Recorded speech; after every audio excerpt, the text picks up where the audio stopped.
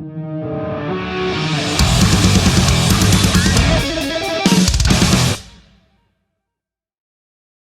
Buzz. Hey, how are you? I'm good, mate. How are you? I'm okay. It's afternoon here in Los Angeles. Very nice day. I'm a bit under the weather, but I'm okay. Oh, no. Have you got a cold or the flu or the other thing? Or? A little bit. Yeah, oh, no. Who knows? I'm not testing anymore, so I'm done. Yeah, I think everyone's like that at the moment. If you don't test, you don't have it. It doesn't exist. Just sweep it under the carpet. Life's rolling on. Where are you at? I'm on the Gold Coast in Australia. Okay, you're up north. Yeah, that's right. Yeah. I'm pretty sure Nice. you've played here a few times. Yeah, I've been up there. Yeah, it's good. It's a nice place. Mate, I'm very, very excited that Melvins are coming back to Australia with Mr Bungle next month, which is going to be incredible, man. Me too. Man, I did not have that on my bingo card for 2024, but here we are. Are you excited to get back to Australia? I mean, how many tours have you done in Australia? I mean, I can't even count. I have no idea. More than 10. Yeah, man. More than 10. Every time I'm looking forward to it. So. That's awesome. And, of course, I've seen you play big arenas with Tool. I've seen festivals, a bunch of different places over the years. But when it comes to touring Australia, has there been an experience for you that has been the best? You know, what sticks out about touring down here? I like doing our own shows best. The festivals are a little, I don't know, they're not very intimate, I guess the best way to put it. I suppose if you're 16 years old and you're on acid, it's a great thing to do. But I prefer our own shows. These shows will be good. We're friends with the Bungle guys, so that'll be fine. And then, but I'm always looking forward to going down there. I mean, you never know when the last time we'll go is, so I always treat it like I don't know when I'll be back. I have a better time that way. Well, I mean, you've known Mike and the Bungle guys for a really, really long time, and even jammed with them in various projects like Fantomas, and you got very long time. Yeah, do you remember when you first met those dudes, or they popped on your radar, and you all started collaborating? Well, I knew about them probably since the late '80s, early '90s. Oh wow! We played with them a couple times on New Year's shows in the Bay Area, when Faith No More was still going. And then when Mike started up the label with Greg Workman, the Ipecac label in the U.S. with Greg Workman in '98, we were one of the first bands that they got on the label. So it's been... and then I was in Fantomas. That was the first record they put out. And then 3 Melvins records. So it was good. I mean, it's been a good thing. Like coming up on 25 years in the label. So well over 30 years I've known those guys. Better part of 35 years. It's a long time, man. And everyone that I know who is into Melvins is also into Bungle. You know, there seems to be, maybe it's the Ipecac connection there, but it's like you're like this one big musical gang that the fans, I don't know, it's like you've got your own thing going on. Like the fan bases definitely cross over. Yeah, I suppose so. I mean, honestly, I haven't listened to tons of Bungle. I've seen them live a lot more than I've listened to their records, So I'm somewhat aware of them. I'm aware much less of Faith No More. I don't really have any idea what they did. Wow. But I'm really good friends with Trevor. Trevor Dunn, the bass player. And me and him did an album a couple years ago, and we're finally going to tour that album. With him on stand-up bass and me on acoustic guitar starting in August. And then on Ipecac, we have a new album, Tarantula Heart, that's coming out in April. Mm-hmm. And we released a single of that not too long ago. So that was cool. And so Trevor did Melvin's Light with us, which it might be time to do a new Melvin's Light record, maybe. I'll have to think about that. He's a really good dude. I like Trevor. I've spoken to him a few times, and he's just a really good dude and just an incredible musician. He's a good guy. He's a good egg. He is. We say that down here too. He is a good egg. He is a really, really good egg. I figured that the best thing I got out of Fantomas was my relationship with Trevor. Oh, that's really nice. That's nice to hear. Yeah, man. You know, one thing I did want to say is, before you mentioned it, was Tarantula Heart is out on April 19. I've heard it. It's really fucking good, dude. It's really thank you. Yeah. I really love it. But I heard it was a challenge that you guys, wrote it a bit backwards. Or you jammed on it and then you had to deconstruct it, right? Yeah. We spent 2 days on the drums, and I had some basic riffs.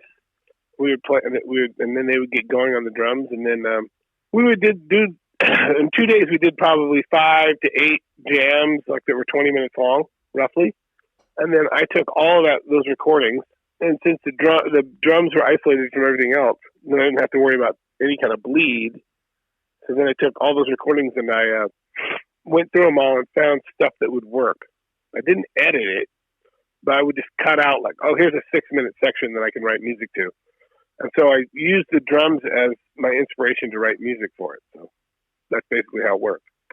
I'd never done a record like that. I don't think I would do it again, but I thought it worked really well. And I don't think anybody would have noticed if I hadn't have told them. You know? No. It flows really, really well. Like it worked really well. Yeah. I got a better performance out of them by not telling them what was going on than I would have if I had told them. You know? The element of surprise. Do you think that's? I guess so. You know, I mean, when they heard it, they couldn't believe it. They go, "When did we do this?" That's cool, man. I really like that. This is our recordings that you did. I just couldn't believe it because it sounded so much different. Is there more? Did you get more out of that sessions that you couldn't fit on the album? I got about as much usable stuff as I could out of it. I mean, a lot of it wasn't usable. It was okay, but it's just not very inspiring. But these guys are good enough players that eventually they'll lock into something that will work. So. Man, you got Roy as well on drums, who's an absolute Roy from Ministry. Yeah, playing drums, so 2 drummers, and we also got Gary from We Are the Asteroid. He used to be in a band called Ed Hall a long time ago. Yeah. And I got him on second guitar. After we were done with the whole record, then I had him come in, and me and him did some more solos over some of the longer parts. It was great. Really fun. Are they all coming down with you for this run? No. We're not doing anything off the new album on this tour. Okay. Interesting. The album doesn't come out till April, so. Yeah, true. Yeah, it's just before. You don't want to spoil it. And I've already spoiled it for everybody. I've just saying how good it is, and I had a couple of questions. That's fine. I want you to. I want people to be excited about it. Yeah, man. They've heard one song. If they like that song, then they'll like the album. Do you know the tracks that really spoke to me were Allergic to Food and Pain Equals Funny, because I'm always like Pain Equals Funny. That's my favorite one too. I'm always falling over and eating shit, so it's sort of like that's me. The song's me. Yeah, I really like that one. That's my favorite one on the record. That's awesome. Yeah, it's a good track, man. It's a really good track. You celebrated your 40th anniversary last year, I believe it was, and yep.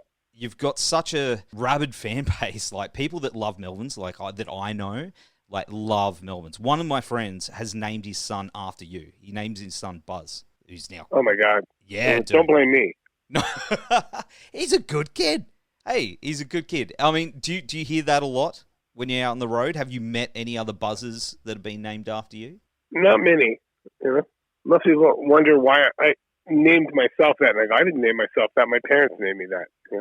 I mean, my real name is Roger Osborne, but nobody calls me that. Even my mom calls me Buzz. They named me Buzz when I was about three days old. So. Wow. Yep. Everybody always goes, well, it's because of the hair, right? That's like, first off, I didn't give myself the name. So that's what they called me. But nobody calls me Roger unless I'm in trouble. Well, that's like me. When I'm in trouble, the cops I get or at the airport. You're like, that's not me. That's not me. I didn't do that. Yeah, Roger Edward Osborne. Yeah, so, okay, that's me. But everyone knows it. King Buzz. King Buzzo. I mean, that's right. Who you are. That's But my friends call me Buzz. They don't call me King Buzzo. They would never call me that. My friends would never call me. Neither would my wife or my parents. Just the fans. Maybe to annoy me, they might. But of course, I mean, you're one of those bands that has a deep history and discography. That there's multiple entry points throughout your career. But for beginners, where would you say they start? Houdini, Stoner Witch, Nude with Boots? Is there, or even the new one when it comes out, and work backwards? Where, for these kids coming out these days that want to discover Melvins and not just on Spotify? Well, I might be able to pick out 5 records or 6. Good place to start. We did a 4-album acoustic set. I think it's a really good representation of what we're doing. It's acoustic versions of all of our songs, like 36 songs. That came out a couple years ago, a year and a half ago. Mm-hmm. That was great. That's called 5-Legged Dog. Get that one. Get Colossus of Destiny. Get Stoner Witch. Get Civilized Worm. No, I mean Senile Animal. I mean, and the new one, Tarantula Heart, and maybe Bad Mood Rising. Oh, that's a good one too. That'd be a good place to start. Yeah. I spoke to Dale for that one. Bad Moon Rising, and I like that album. But I really like what you guys are doing, especially like the newer stuff. I think it's really good. I think thank you. Where you're at creatively is really cool. Are you feeling that as well? I mean, you seeing that you're sort of entering a new sort of phase of your creativity with this newer stuff? We've done a lot of albums, so it's nice to do something different. That's cool. But I don't know I don't know what the future holds. I have no idea. It's I'd like interesting. to do at least 2 more albums. Okay. And then that's it? Or are you going to keep going if you can? I don't know. I mean, I'd really like to do 2 more records. It'd be great. Okay. And then I'd take it from there. You know? And what about all these anniversaries of these albums? Because you got so many albums, you know, when the anniversaries roll around, you know, do you keep up with that? I mean, Prick and Stoner Witch turned 30 this year, I believe. And, you know, you had your 40th last year. Do you guys celebrate that personally, or do you just sort of let them roll by? Yeah, I mean, I don't really think about it too much. I mean, all I ever really wanted to be was a musician, so it's nice to have that be the case, then I can actually make my living doing it, but I don't know. You know, I don't take it for granted, that's for sure, but I also don't worry too much about that kind of stuff. And what about Fantomas? Is that something that we'll see again someday? I don't know. I mean, that's pretty much Mike's thing, so we'll see. I don't know. No idea. Because I saw the first Fantomas tour. That was the first time I saw you, way back in, was it 2000 in Brisbane? And that was phenomenal. Yeah, something like that. Yeah. And 20 plus years ago. Oh man, where to go? But you know, that was such a great show, and I love how, you know, you guys just bounced off each other. Like, it was something I'd never seen that before. And then obviously I've seen Melvins. It's very difficult music to play. But it was fun. It was rewarding. You know, I got to then move on to work with Trevor, and still going to do a whole lot more with him coming up. So it's good. I don't know. Mike's a weird dude. I don't know if you noticed that. Yeah. I do like him though. I have met him a couple of times, and I do like him. He is a nice dude. He's always been nice to me. But obviously, you've got this stuff coming up with Trevor. Can we maybe see you guys come down here after this tour and do another little run? We don't have anything like that planned, but it doesn't mean that we won't. Well, the door's open, mate. We would love to see it. Yeah. I would pay to see it. I would do it, yeah. 100%. It'd be great. What else have you got coming up creatively? You know, you've got after this tour, you know, with, you know, you got Trevor and stuff. Have you got any other projects on the go that you're looking at starting? Oh, I'm always working on something. Hopefully by the time this new album comes out, I'll have enough material to do 1 or 2 more albums. That's what I'm hoping. Awesome, man. That's the plan. I'm always writing something. Just never ever fails. Never ever stops. Well, I can't wait to hear what you do next, that's for sure. But in the meantime, Buzz, thanks so much for hanging on the show, man. It's good to talk to you. Thank you. We'll have all the links in the show notes and on the website to Tarantula Heart and the upcoming tour. And it's going to be great, man. What a great year ahead. Can't wait. Thank you for all of your interest. Oh, and, mate, I hope you feel better, too. Oh, yeah. I got a couple weeks before I have to leave, so I'm sure I'll be tip-top. Oh, well, I hope you get some chill time anyway before the chaos of the year. But, well, thank you. Yeah, man. Well, I'll see you in Brisbane. Yep, can't wait.